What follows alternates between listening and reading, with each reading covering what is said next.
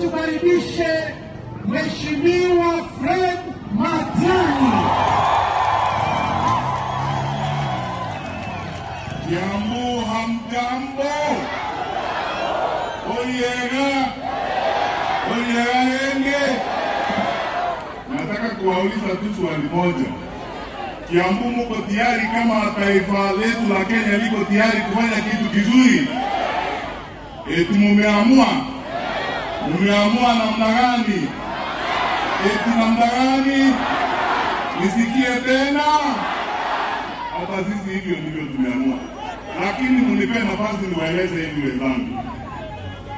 Sisi tunataka kuwaomba wananchi wetu wa Kiambu, wananchi wetu wa Mount Kenya na wenzetu wote katika taifa letu la Kenya.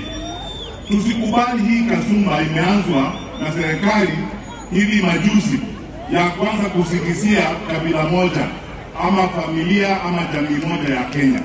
Kusema eti shida tuko nayo imeletwa na watu wa Central Province. Tunakubaliana na hayo? Kila mahali unaenda nchi yetu ya Kenya kuna shida. Na shida ile tuko nayo haipangui sisi. Ukienda Homa Bay namna hiyo, ukienda Nyamira ni hivyo, ukienda Taita Taveta ni hivyo. Tuko na shida. Na shida ni uongozi mbaya. Na ndio sisi tunasema tafadhali wananchi ninawaomba, tuungane sisi wote pamoja. Tuwe na imani kwa nchi yetu, kwa sababu uongozi ukienda Kongo ama ukiharibika, sisi tusikose imani kwa nchi yetu. Let us not lose hope. Tukiungana sisi wote pamoja, tukisimama pamoja, tunaweza kubadilisha vile maisha yetu yako sahihi, na tunaweza kubadilisha serikali, tuwe na uongozi wa kuaminika, viongozi ambao wanatuambia mambo tunaamini, sio viongozi wa kutudanganya kila wakati. Wananchi tumekubaliana? Wangapi mnasema tunataka serikali ya kuaminika Kenya? Wangapi mnasema tunataka serikali ya kuwajibika?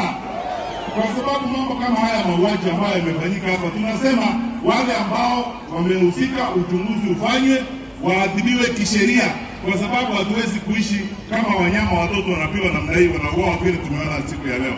Mimi nawashukuru, nawaomba tafadhali tuweke amani na tukae pamoja kwa hii safari ya kubadili uongozi wa nchi yetu, kubadilisha maisha yetu na kuhakikisha kwamba sisi tunakaa pamoja kwa amani. Tusisikie haya maneno ya kwanza kutugawanya sisi kwa misingi ya kikabila, kusema hawa ni kabila hii, ni kabila nyingine. Hapa Kiambu, nikiangalia hapa Kiambu ni sura ya Kenya. Kuna Wakenya kutoka hata Nyamira hapa, kuna Wakenya kutoka Kisii, kutoka Homa Bay, kutoka kila mahali. Wananchi mnataka kugawanya namna hiyo? Tusikubali kabisa mambo kama haya. Tuungane pamoja, tuwe pamoja na tuhakikishe kwamba tunaendesha nchi yetu, tunaenda mbele. Mungu na wabariki. Asante sana.